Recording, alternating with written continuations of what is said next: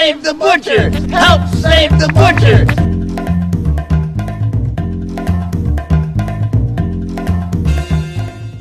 Hi, this is Bob from HelpSaveTheButchers.com, and today I'm going to show you how to get a value out of a whole boneless pork loin.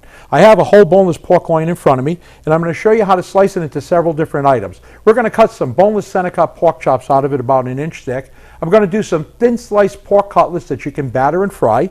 I'm also going to cut a boneless center cut pork loin roast out of the center of it.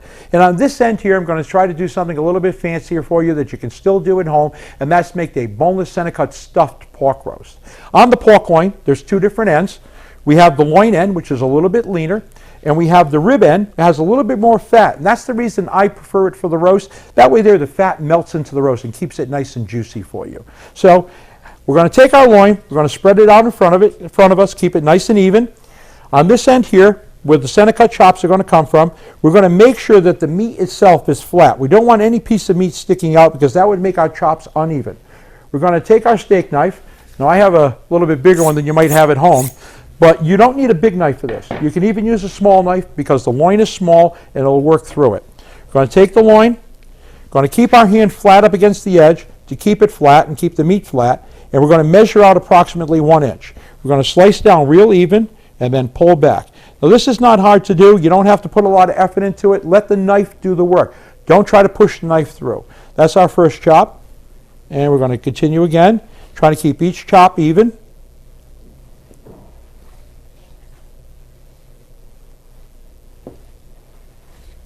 Four. I'm going to feed a family of 6 with these chops.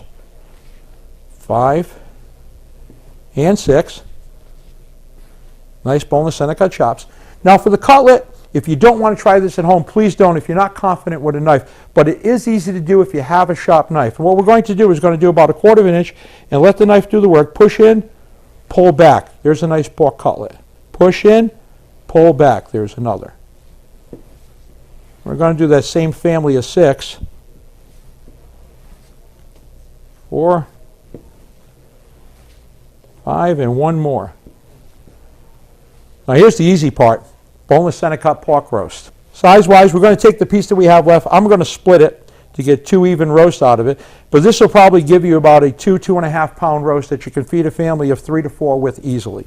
Because it's all meat, there's no waste to it, as you can see it. Okay, there's our boneless center cut roast.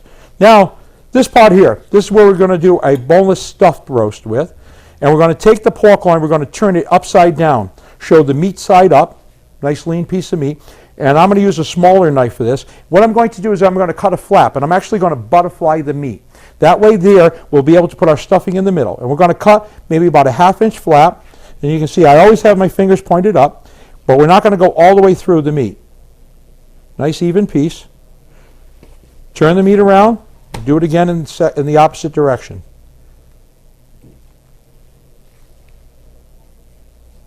Not going all the way through. There's our butterfly. Like this, ready to go. And we have our stuffing already made. We're going to take some stuffing, and we're going to spread it out in the middle of the roast. Try to get it to the ends. You don't want it falling out the ends, though. Okay. You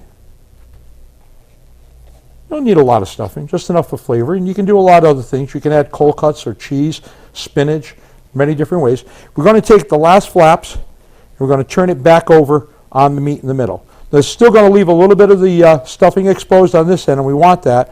So when we do it, it goes up there also. But we don't want the stuffing falling out, not in large quantities anyway. And we're going to turn the pork loin upside down. That pork loin is ready to go. You could roast it like that, but I'm going to add a couple of strings just to keep it in place. We're going to do a butcher's knot here, which is simple. You hold the string over your hand, grab it with your fingers underneath, and make a loop, and just put the string through, and it becomes a slip knot. That'll hold in place for you. Don't pull it too tight. You don't want to take the stuffing out. We're going to make another loop and tie it off on the end. There we go. Do one more piece on the other end to keep that in. Slide it underneath. Fingers over, do a loop, put the end of the string through the loop, pull it down, and tighten it up. And do another slip, little loop, and tie it off. There we go. One whole boneless pork loin. We have 4 different cuts. Feed your family of 6. Feed a family of 3 to 4. And this here would also feed a family of at least 3 to 4. So this is Bob from HelpSaveTheButchers.com, trying to remind you, shop your local butcher, buy fresh cut meat, just like your mom did. Thank you.